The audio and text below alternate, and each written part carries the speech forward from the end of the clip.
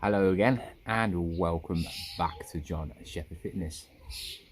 If you're new to this channel, you're probably clicking on this maybe because of the title. Yeah, it's about the good old Premier League champions. Yes, did you hear that? The Premier League champions. If you are obviously a loyal fan of me and I've been subscribed to me for a while, then you know on my last video I said I was going to do a few different videos. So people who are new to this channel, I am a fitness channel, but as lockdown is like sort of boring me to hell and fitness is boring me to hell in like the same routine, I haven't got the equipment. You know, it is dangerous if I want to do the moves I want to do as well, because I haven't got the proper bench, you know, the proper squat rack, and I'm not physically going to go and pay over the odds over for something that I'm not going to use after the gym's open back up. So today I'm going to be talking about Liverpool. I am a big Liverpool fan. I've supported them basically all my life, well, since about 8 years old, when they started to turn, not rubbish, but didn't win the league since 1990. And I'm telling you this because obviously tonight Liverpool will be lifting the trophy for the first time in 30 years. Yes, it will be the first Premier League, but it's still the first division to me. You know, it's just a renamed trophy for money wise. And I'm going to talk about why I supported what I think their chances are in like repeating this next year, and can they dominate, you know, the league like they did years back on, like Man United did, and what my favourite player is, who I think is the player we need to keep, who do we need to bring in, and also how good did they play this year compared to other seasons when they should have won the league as well.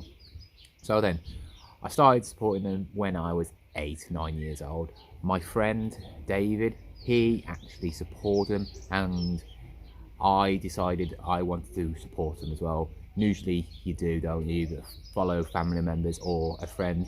So I supported Liverpool, but then I didn't really know what football was. You know, I knew who major players are, like Gaza, Gary Lineker, and yeah, I didn't really know many Liverpool players. I think the only 2 Liverpool players I actually knew at that time was John Barnes, because he obviously played for England, and that's my first ever proper memory of football, 1990, Italia, which I had a proper old school England shell suit. Click down below if you know what an England shell suit looked like. It was absolutely cool. And yeah, over the years I watched them. The best years of my life when I was watching Liverpool was the Robbie Fowler era, and you know, because he was so underrated, he was such a good striker. I really don't know how he didn't win a title when he was basically playing, especially with Gerrard and all these people.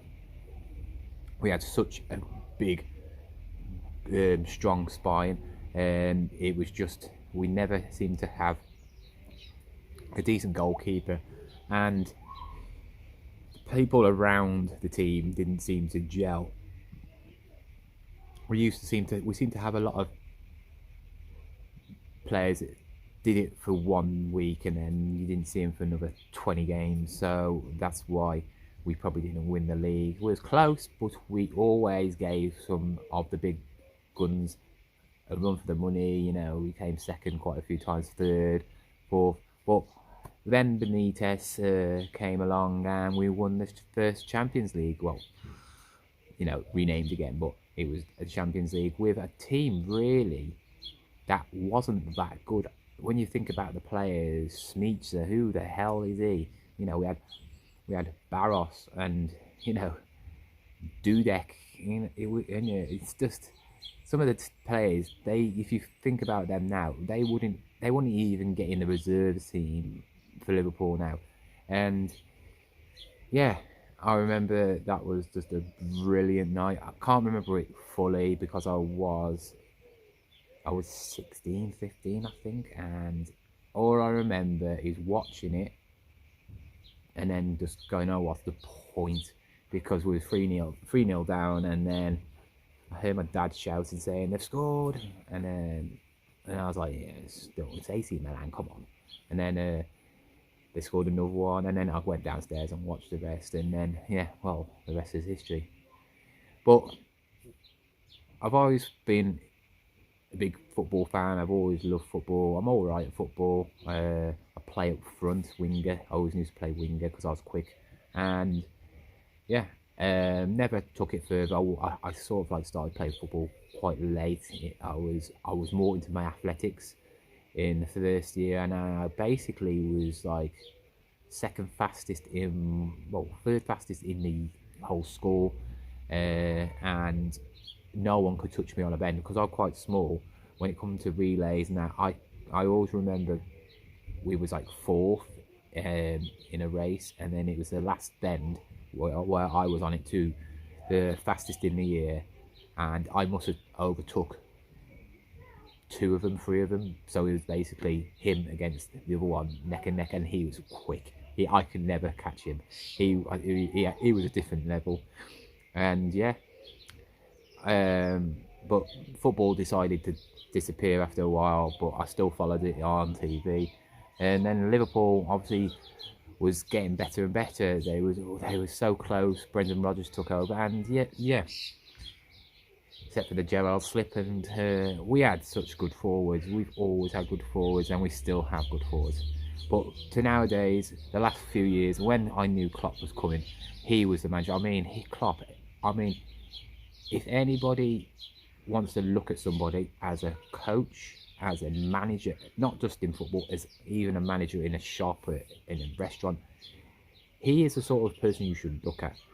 You would want to work for him. You would want him to be your friend. You would want to just know him in general. He would make you feel wanted, he'll make you feel motivated. He'll do everything to make you feel better and probably make you better than you actually are. And I knew we was going to win something, and we did. I think there's not been the first season he was adjusting, but after that, we got into final of the Europa League, didn't we? We got in won it actually, didn't we? And then we got into the final of the Champions League, lost because dirty Ramos broke Salah's shoulder, because Salah was our main man then. And then yeah, we paid them back and got the win then, and then obviously Man City just pipped us at the title last year, but we won this year, and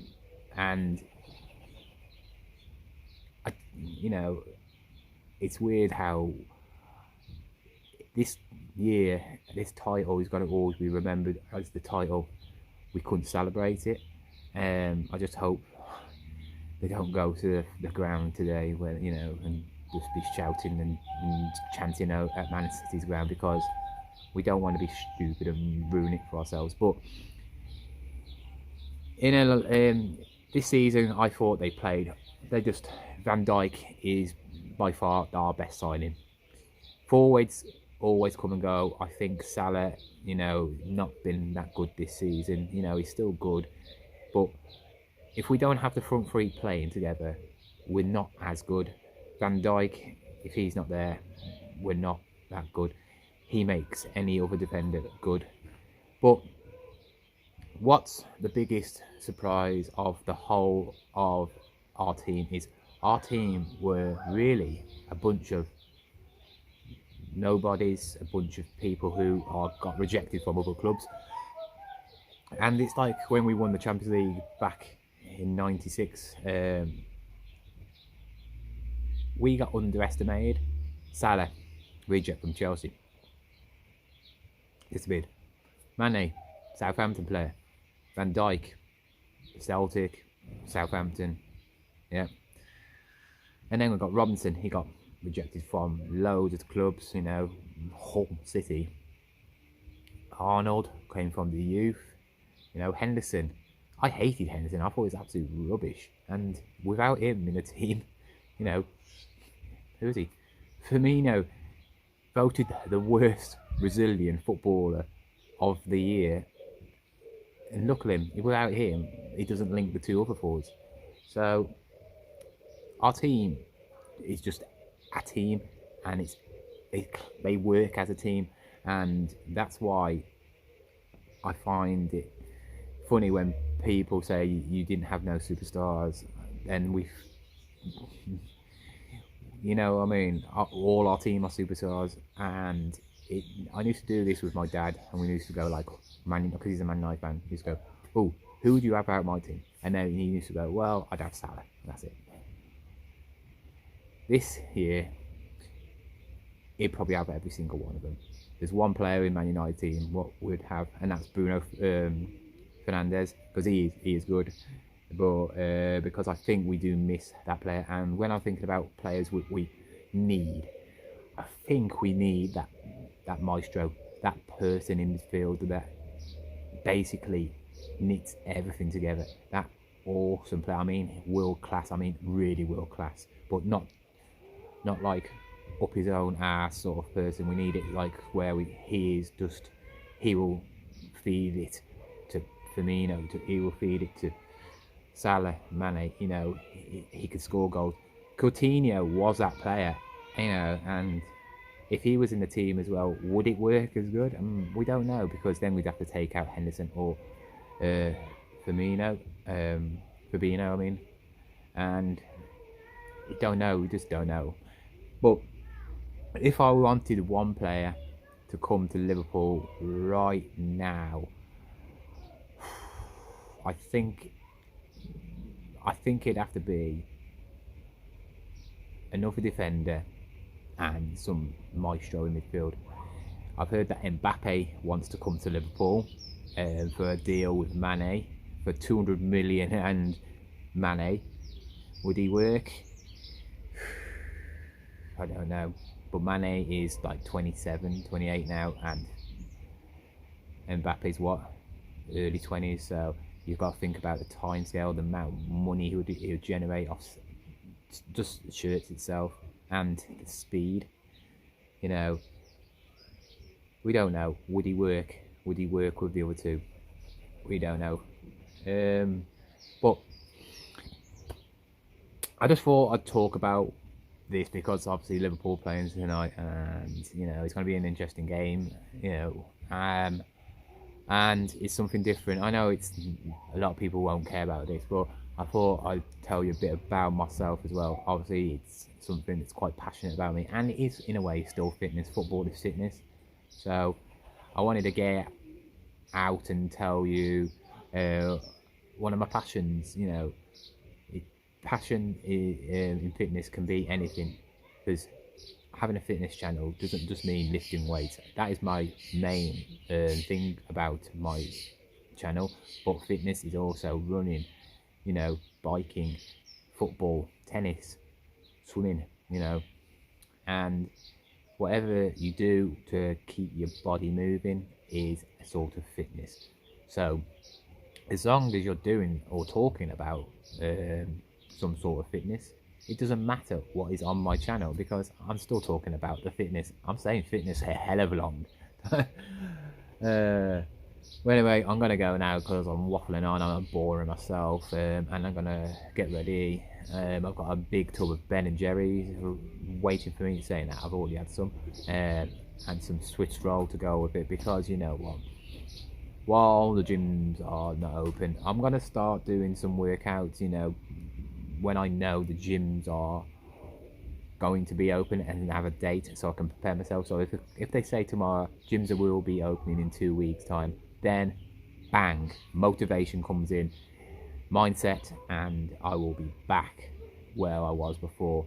And I mean, this is like when you lose somebody and you don't realize what you've lost until you've lost it. This is my second chance to show people what I can really do. in fitness, and I'm not here to sugarcoat things. I'm not here to promote people. I'm not here to, you know, say buy this product because it's the best thing ever, hoping they would get me, because they won't. You know what I mean? I'm not pretty enough. I ain't got as many things, and I'd rather me be successful in in this channel, or something to do with fitness if it comes, and then they come to me, and then I can just go, you know what, you didn't want me before, so why wouldn't you want me now? Why? Because I've done something. You know what I mean? Anyway, I'm gonna go. I hope you sort of enjoyed this, and if you want to hear more about me or anything, just comment down below. Okay, see you later.